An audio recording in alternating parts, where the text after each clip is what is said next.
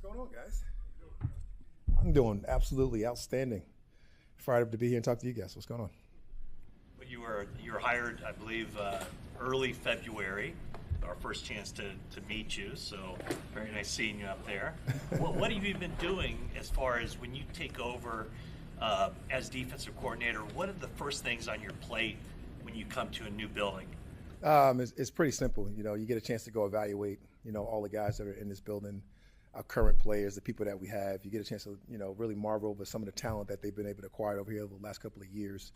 Being in this division not too long ago, you got a chance to know a lot of the guys and know a lot about all the guys. And then obviously the people that they acquire, through the draft. But you really want a good feel on, the people that are here, what they have, what's already in place, what they've done really well. And I was really close to this building from afar. So that happened pretty easily and pretty seamlessly with some of the coaches that we do have. You kind of alluded to it just then. Over the years, Kyle has said he's wanted to bring you here many times. How close were you over the years to being here, and what made right now the right time? I don't know. You got to ask Kyle how close, because you're either on the stick where we went to Super Bowl together in 2016, and easily could have come then if allowed to. Denials there from that standpoint, nothing in a negative way, but it's always nice to be wanted within your own building as well. So being able to stay there over the course of the years, and then obviously when things didn't work out the first time and we were let go in Atlanta, Kyle's always a person that I talk to regardless of the situation. But I had the opportunity to go be a coordinator, and then obviously you guys had great people in place at that point, and D'Amico was in place and going to be the coordinator, but as you know, all coaches want to be around guys that they want to be around. So when you get an opportunity to add people to it, like you guys did with Gus Bradley last year, was probably going to be something similar opportunity at that point. But got fortunate enough, was able to go with Sean, who's another guy that you always talk to when these kind of things come up, and went to LA and had some success there and was able to go along and become a head coach again back in Atlanta. So this time when it came open, had a couple different opportunities. You're never expecting it, but you really, not expecting those things to happen. And you just kind of, you sit back, you kind of take some time with family and do some of the things that we all want to do, and we're not looking at you guys. And get the opportunity to go out there and make some real decisions. And Kyle was, someone that you love working with, love working for. Not to say that you wouldn't like working with other people as well, but Kyle's definitely one of those people you always want to work with from our time being in, whether it was Tampa, the original time we worked together when we were both young puppies, or the second time we worked together, we're in D.C., and being able to be around his father and be around the Shanahan family and the tradition and the culture that they're able to form, and really molded me throughout my career since I was around the Shanahan, to be honest. So, in terms of defensive philosophy, we're seeing across the league more five-man fronts, pretty generally. What is your, or I guess the question is, why do you think that is, and what's your philosophy on five-man fronts? These guys are getting, they're harder to defend. Just the coordinators in this league, let's not kid ourselves. People want to see offense. The rules have changed in different ways for you to do different things. So you got to have some multiplicity in your front. You got to have multiplicity in the back end. You got to be able to do different things. You like to be able to do those things when you decide to do those things and use them as terms where you can, dictate, so to speak. But, we have been a four-down rush team, and we've done a nice job in it. I know we've dibble and dabble a little bit last year, even with Robert Saleh, which I have so much respect for, and what he was able to do and how we did it. But, I was able to accumulate and acquire a bunch of different ideas and thoughts along my stops with the different people that I work with, whether it's been Jim Haslett in Washington, where they were strictly a 3-4 base Pittsburgh team, or really being able to do some of the different things that we did last year, being able to mix it up, being able to play some 4-down stuff, being able to play a bunch of 5-down stuff. So, I think you got to be able to move around and kind of move those chess pieces to be able to help you go out there and really do your best to stop these really explosive offenses. That's okay. Sorry. Kyle has talked a lot about when it comes to the development of a coach. He credits his early time in Tampa getting to actually work on the defensive side of the ball to help him as an offensive coach. And he's talked about different coaches having that experience. You obviously have worked on both sides. How much do you credit your work on the offensive side, including with Kyle in Atlanta, for your development as a defensive coach? I mean, it's been our whole career has kind of been the business of being nosy, so to speak. So like when Kyle came to Tampa, fresh out of UCLA, all fired up and eager, we were stealing his dad's zone scheme, keeper game as much as he was stealing Tampa too, and all different values that he wanted to bring to us. So when we did all the cross training, even when we were young, it was constantly staff development within the building with some of the better coaches that we had been around in our lifetime. We really, Mike Tomlin was secondary coach, and Monty Kiffin was the defensive coordinator, along with Rod Marinelli, and what he was able to bring with the original a part of his attack front, doing some of the different things, sort of the stud that we have, very similar to that stuff. And he was around a lot of good coaches, and Joe Barry, all those guys. But we shared a bunch of information, and then I got a chance to obviously work on defense for such a long time. And when I was able to switch over to offense, with Kyle in Atlanta, kind of having the outside-in version of what the offense looks like, what it means, and what it's going to do, to really get into the deep weeds of it and watch him game plan and watch him go through the process of a week preparing for a different team. And then even when he left, being able to stay on that side of the ball and really develop and grow, and as a person that can really go out there and formulate plays to go find open spaces and do different things that you want to do from an offensive standpoint, was so much fun and so much different perspective than you had just going out there coaching defense, right? You can actually, speak in their language, understand what some of the quarterback reads are, being able to be detailed enough to go out there and try to stop those things, being able to explain it to your players in a completely different way, which was my strength when I went from defense to offense, and then being able to come back, it still remains your strength. So like, you grow from all the experiences, you gain all the experience with the people, and I've really enjoyed the process of being able to switch back and forth. Now, not many coaches in the National Football League say they can coach on both sides of the ball, and definitely not many can say they've been on a number one defense and a number one offense and coached on those sides of the balls in respective seasons. So like, I am truly blessed, truly feel it is like a definite benefit to being able to work with Kyle and being able to work around those type of people. Do you expect your defense to resemble what it looked like in Atlanta, or is it going to be more of a continuation of what's been happening here the last few years? We definitely want to do what's best for our players. You're always going to do what they do really well. Fred Warner is Fred Warner for a reason. I'm going to try to utilize those guys to the best of their ability to do some of their different things and be able to have some additions to be able to go out there and ultimately to go try to win a championship.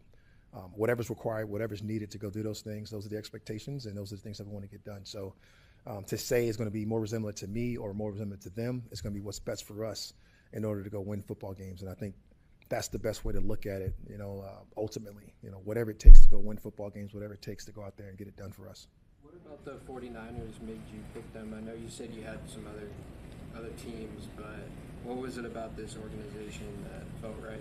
Didn't know all about the organization before, knew more about Kyle, knew more about Lynch. Obviously, those are guys that I've been really close to just throughout the whole process of everything, right? Having the ability to coach Lynch when I was a very young football coach, being around that culture and what it meant, and then having a chance to be a coach with Kyle and being a coach with Kyle in multiple spots, and then have an opportunity to come out here. And then you get out here and you see what everything is like, what they've done together, how they built this thing to be able to run the draft, be able to run the process, be able to run the standard of play, being around these guys. And then, really competing against these guys, you get this healthy respect of just, you love to be a part of that. When you get a chance to go be a part of teams like that, which I've been fortunate enough to do in the past, it certainly made it like an easy choice for me, with all due respect to the people that I talked to, because like everybody that I talked to that actually called me, got so much respect for those people. But, Kyle was a great opportunity to come work here at the 49ers.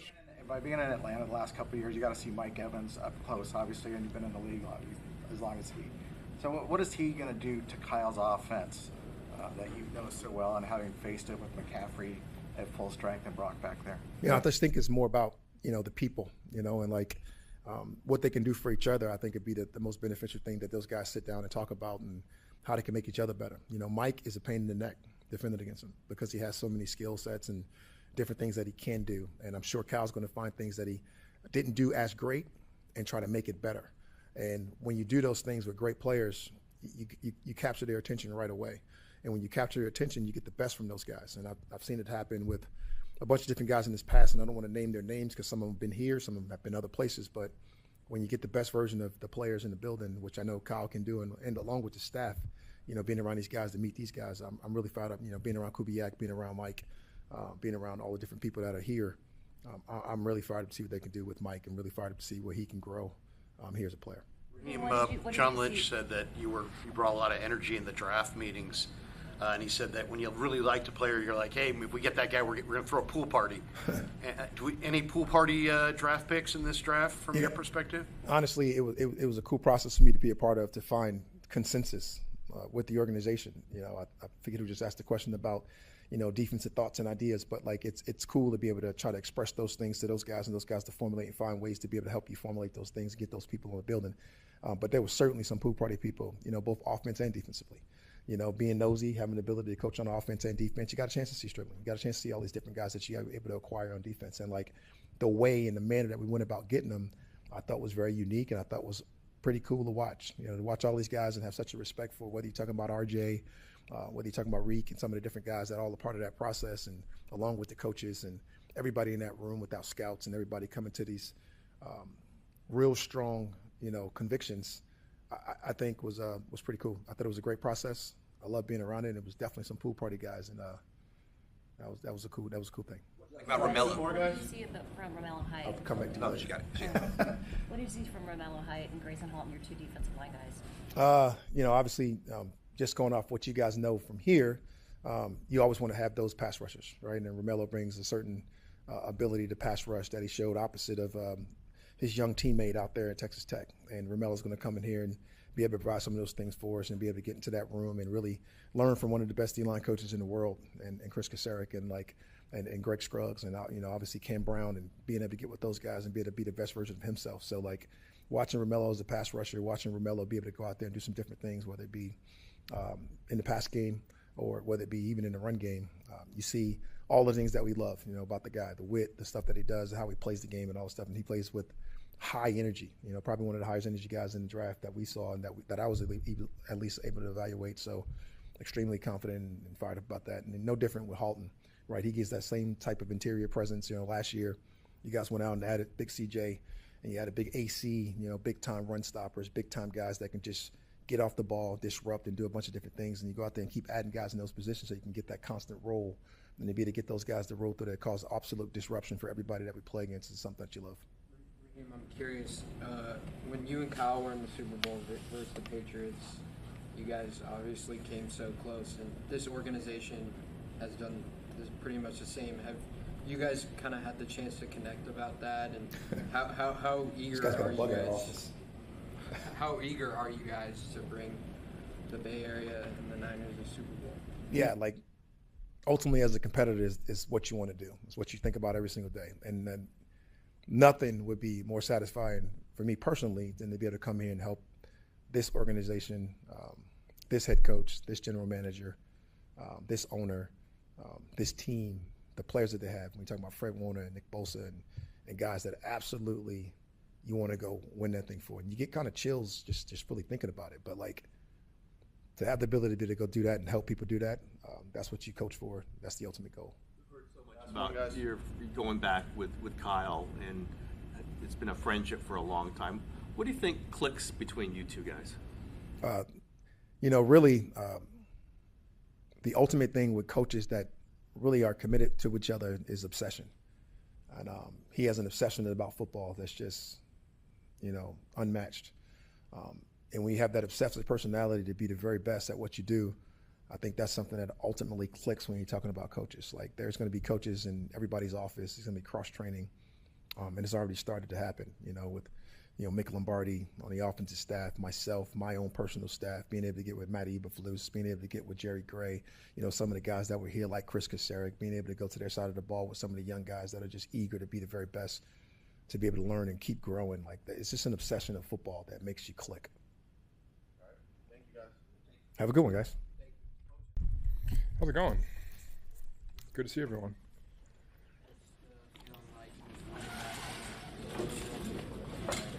Game's new here, but there's a level of excitement too. Sorry. Yep. I've been here the whole time, but yeah, it's been good to have the players back for sure. Always a new energy when those guys are back in the building, getting to see them every day, reminding us why we like them so much, and just getting to be around the guys brings us energy every day. And I'm excited for this phase 2, which starts next week, and then getting into our OTAs. It'll be good. Your goals, or what do you try to accomplish when you get the rookies in here for the first time?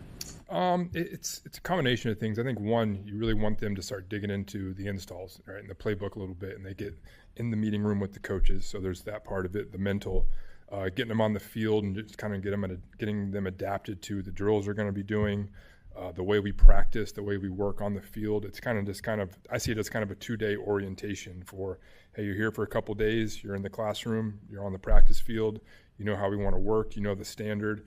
All right, and then they're here on Monday. They're out there on the field with the players, and they join the group. So it's kind of that dual purpose, and you want to see what they can do. You got all these tryout guys coming in, some of these free agents we signed. You kind of want to see how they look, and so just all those things.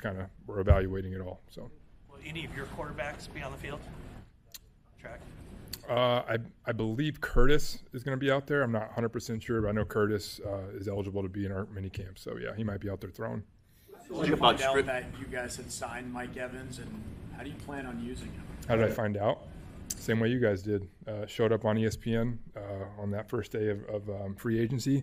We were ecstatic and fired up. Obviously, we had a plan. We evaluated him and had intentions to want to sign him, and we talked about it. And so, but just to get it done was incredible. How do we want to use him? I mean, he's a Hall of Fame wide receiver. You know, he's a one-on-one matchup that you can take advantage of when he's on the field, and he's got one-on-one coverage. You want to get the ball to Mike. You feel like he's going to win. He's about as competitive as they come. He's a guy who's going to win his matchups, and it's just really cool to have that alpha type of player out on the field at that position for us again. And we're going to use him the way he's been used his whole career, and hopefully get a few more things out of him too along the way as we get him in our program. So. It's an evolving process, but what is kind of your short-term vision for Stribling, and then maybe what the long-term view is where you'd like him to get? I mean, short-term, it's got to be you got to go day by day with anybody, any new player. You got to teach them the offense. You know, they got to learn everything from the ground up. You got to teach them how you see the position. You know, the fundamentals of playing wide receiver, and he's got to grow from the ground up. I mean, and I don't think any player starts above that. They got to start there, and so that's the first part, and just getting them acclimated to our playbook, our standard, our work ethic, and then our fundamentals. You know, and then I think long term, you know, I think you guys have kind of heard us talk about our vision for him. You know, he's a big, fast, powerful football player, and he can help our offense in so many ways with the ball in his hand as a route runner. Without the ball in his hand is a huge strength of his. The way he plays, his mindset, and so he's a complete football player, and those guys make your team better. So he's going to affect the game in a lot of ways. That's our vision for him as far as the long term for sure. What did you see in Curtis work last year? What's the next step for him this offseason? Got to see him. I think it was a couple weeks. He was able to practice, and loved the arm talent. You know, he's a heck of a thrower. He's big. He's strong. He can stand in there and make every throw on the field. And we saw that from him when he was able to be on the field. Super bright guy, absorbs our playbook, our offense really well. He hasn't missed a beat on that. And I'm excited to go see him out there and just put it all together and get reps with our guys and consistency and stack days and just see how he gets better. We have high hopes for him, but I'm just excited about him as a player. Kyle mentioned that Kalen Black was the number 2 running back on your board this year. What made you so excited about Kalen when you watched his tape? He's a guy who, he kind of grew on us over time. The more we studied these backs and really stacked them all together, you saw a guy who got the most out of every run that he put on tape. I mean, when he touched the ball, he was maximizing every play, whether that be an explosive run where he was going through the line, or it was a run where it wasn't blocked very well and he was going to get you 4 or 5 yards. He's a really physical, tough runner. He's got good speed. And to me, what I loved about watching him was when you saw their team, Indiana, get to the playoffs, he was one of the best players on the field. He was a big reason why they won the national championship. He had some huge games and some huge moments, and just a competitive dude. And so we're real excited about him.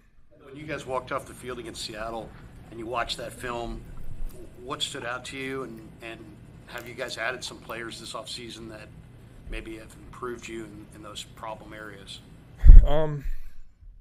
There's a lot of things that didn't go well in that game, as a team. I wouldn't just say offensively, but, when you look at our games against them last year overall, they're talented across the board defensively, but there's things you got to do to beat those guys. You got to run the ball better because they want to play their 2 shell defenses, and But you got to run the ball better. So we got to improve in that area, and whether we're adding players or we're improving our scheme, it starts with that. You got to win. You got to beat their corners. They have great corners that want to challenge you one-on-one. You got to get players who can win one-on-one matchups and who you can make plays to on the outside. I think we tried to address that and just add more depth and more talent at the receiver position. So, but all that's all said and done, you got to go out there and play better football and execute better. And so I'm not going to sit here and say we've solved all those problems. We got to get better as a team and compete better. So yeah. Another dribbling question that we've heard that you guys have him in his gold helmet guy, and that means a lot. What have you already picked that up from him just when he's been here, or over the process to get him here? And what does that mean to you?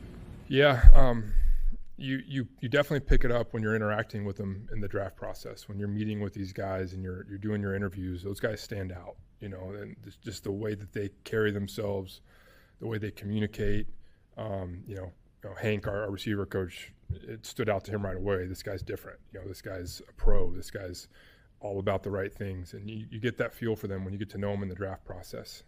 I haven't gotten to be around him a lot yet. I will this weekend, and I will moving forward. And I'm sure those traits will come out, and that's, you couldn't ask for anything more than that. But it's just a starting point. Now we got to go out there and play and grow as a player. So, but just getting to know the guy, those characteristics stand out.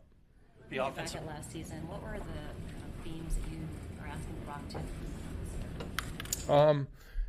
It's different than the year before for sure, because he missed a lot of time, and so there's kind of some weird setbacks in his season that I think had to do with his injury. He came out, had an awesome camp, had an awesome first week, and then he has the injury, and then he comes back from the injury, and you could tell it took him a while to kind of get back to feeling 100%. But when you really evaluate where you felt like he was at his best, what does he need to work on? He's always got to strive to be better in the pocket, whether that's your footwork, your mechanics in the pocket, remaining a passer in situations where you can make a play down the field. And then things we're always striving for with him is understanding defense better, accuracy, all those things. So, but I think Barack, as we're really watching these cut-ups, he's really striving to be a better, stronger player in the pocket, and we're going to work on those things this offseason. What position do you start Carver Willis, the yeah. offensive lineman? What position will you start him? What's the biggest challenge for him moving from tackle in the college ranks to inside? I think we'll probably start him at guard.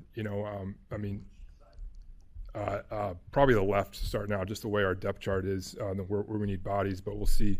The biggest transition is probably just in guard. There's always more moving parts. We always talk about that, and guards got to worry about different techniques, different alignments on them, just a little bit more to think about playing guard.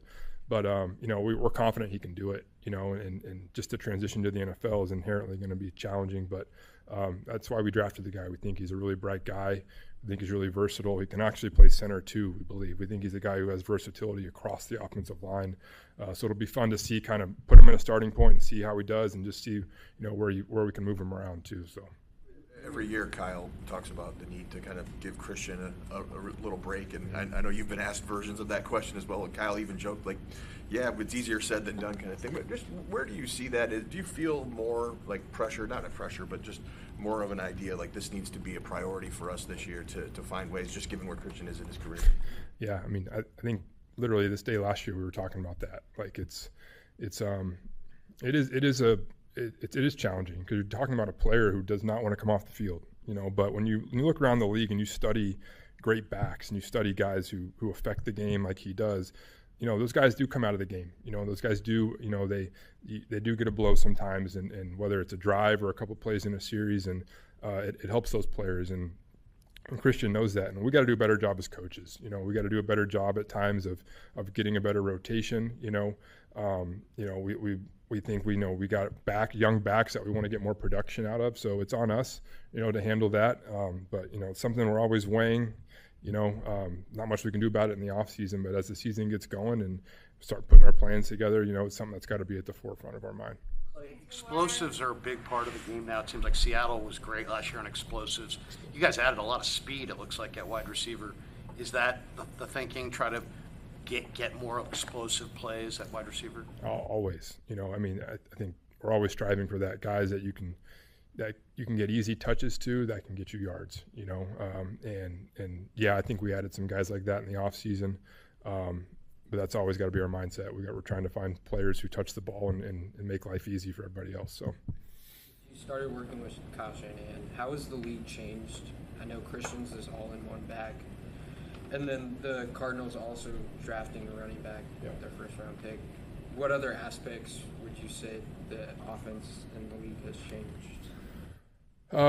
Things change every year. To me, the biggest change that I've seen is how defenses have gotten better and how defensive coordinators have gotten better at attacking certain schemes. I think the scheme we run, it's kind of spread throughout the league over the last 10 years, and I think defenses have gotten a lot better at attacking it, and that forces us to evolve. It forces us to have to figure out new ways to attack defenses, and to me that's the biggest changes you've seen is the improvements in defenses and attacking these schemes, and we got to get better and we got to study them. I think you saw that with Seattle last year, how effective they were, and we got to study those schemes and we got to figure out better ways to attack them. So, yeah. Can you expand just a little bit on how you are asking Brock to be better in the pocket? It's I wouldn't say it's one thing.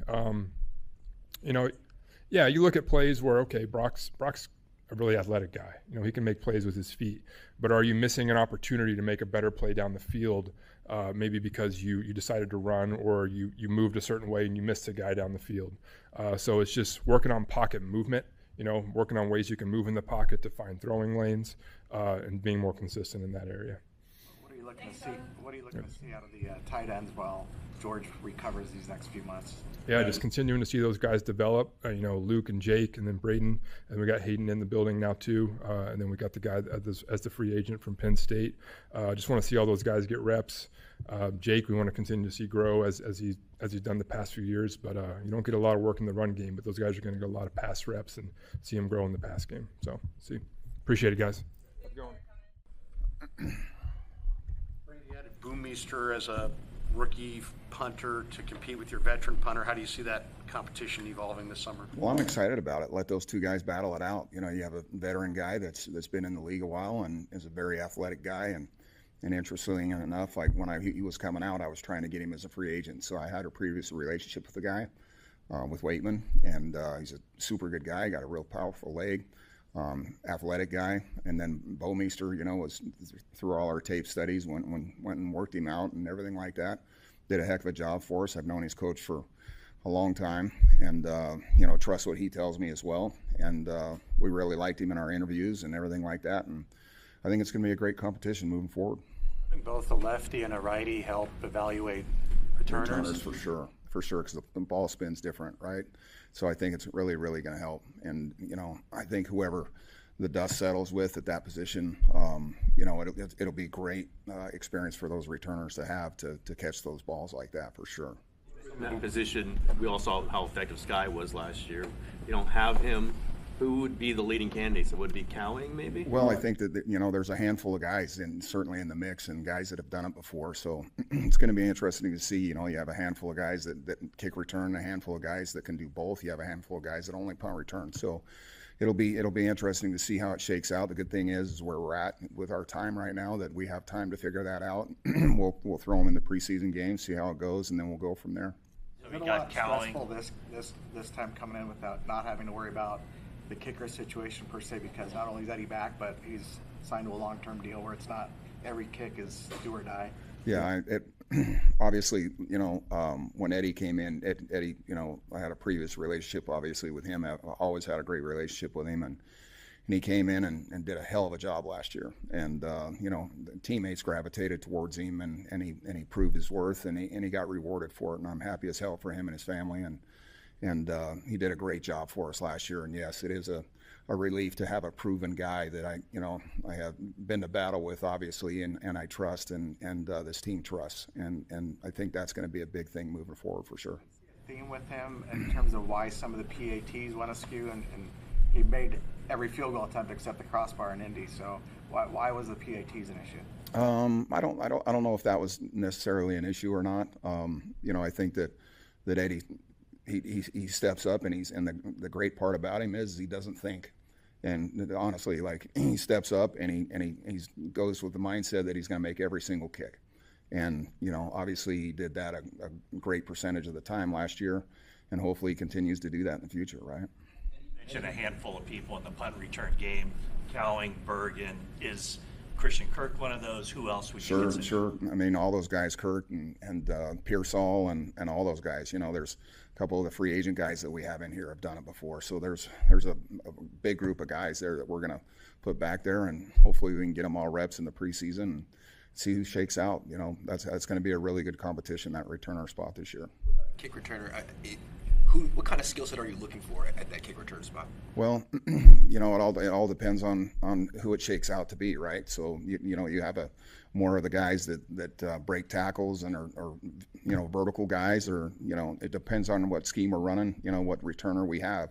If it's a smaller, faster guy, then you have to run different schemes with those kind of guys. So it all depends on who shakes out and who's it going to be. You know, like I said, there's in each of those positions in the punt returner spot and the kick returner spot, there's 5 or 6, 7 guys in each of those spots. They're going to battle that out, and we'll see how it shakes out. It became clear last year that Gifford and Neal really kind of took over a leadership role on the coverage units. Were there younger guys that began to emerge throughout the season that you're sort of excited to see sort of move into those, you know, leadership positions? Well, I think that, you know, anytime you have guys like Gifford and Neal that can come in and set the tone for your whole group, it's been awesome. But all those young guys that got to play, especially late, you know, I thought they did a really good job. You know, Siegel did a heck of a job for us.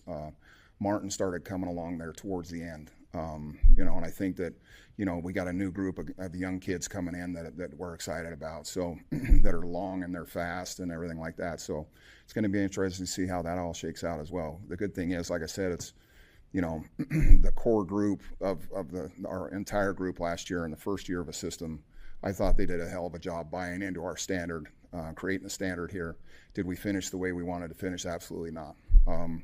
But I thought they did overall a really good job, and we're really excited about the new guys that we added, and we got to be more physical. We got to get, you know, I think we got to tackle better. But certainly the depth of what we have now and the year of experience will help us, I think.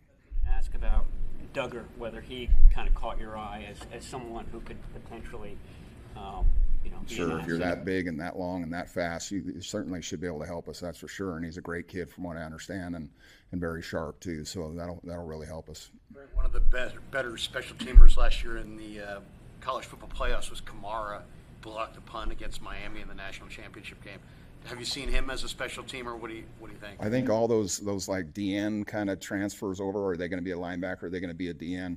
Certainly, specifically with these kickoff rules that we have, right? It's turned into more of a two-hand kind of deal, and those bigger guys are really valuable now, and it never used to be that way. Kamara, there's a bunch of guys in the mix with that too as well. The Robert Beal kind of bodies, right? The bigger, taller guys, the DNs that really help guys on teams, and we're looking forward to having all those guys for sure. Couple more guys. Pro Kick was a bunch of guys in the league. What have you seen from that group in particular? I'm sorry, I didn't Pro hear. Kick, the Australian.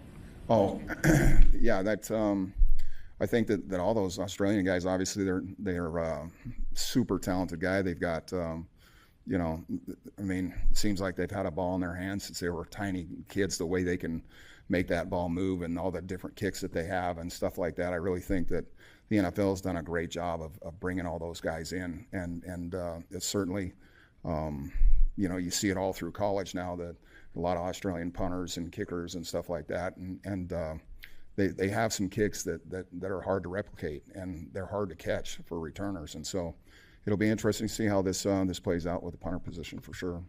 Unit was towards the top statistically in all of the league. How do you plan to duplicate that this year, just going into the season? Well, like I said, I think there's a lot of things that we did well. You know, I think we still got to continue to play smart. We didn't commit a lot of penalties this year or last year. I think we got to continue that. We got to certainly want to shore up a lot of things that I didn't like in the off season here, and I think that there's a lot overall of like, I wouldn't say that I'm unhappy with last year at all. I thought that, like I said, the standard that we set and the overall buy-in of the entire team was awesome, and you got to hand it to the players. They did a hell of a job, and they bust their ass for us and did a great job. Like I said, our finish was not nearly good enough for the standard that we need here, and that's going to be a big part of what we're getting after them this offseason. And we've got to finish better. We got to be more physical. We got to tackle better. And you know, while we had a good season, decent season last year, it's not nearly good enough for us to win a championship, and we need to help our team more, period. What went into the decision not to bring back Morstead? Well, I think that, number one, that, you know, obviously I have a relationship with Thomas. There is not a human being that I respect more than Thomas Morstead as a player and as a you know, as a friend and as a man. I think that part of that it's part of the business, right? And we're excited as hell about the two guys that we have. But it's always, you're always trying to you know, get guys in to compete and everything like that. And there's a lot of stuff that goes into that as well, the contractual sides and stuff like that. So I think Timo's still got a bunch in him. I really do. I think he'll play some more. And but we're really super excited about the two guys we have, and we'll see how it shakes out. Thanks, guys.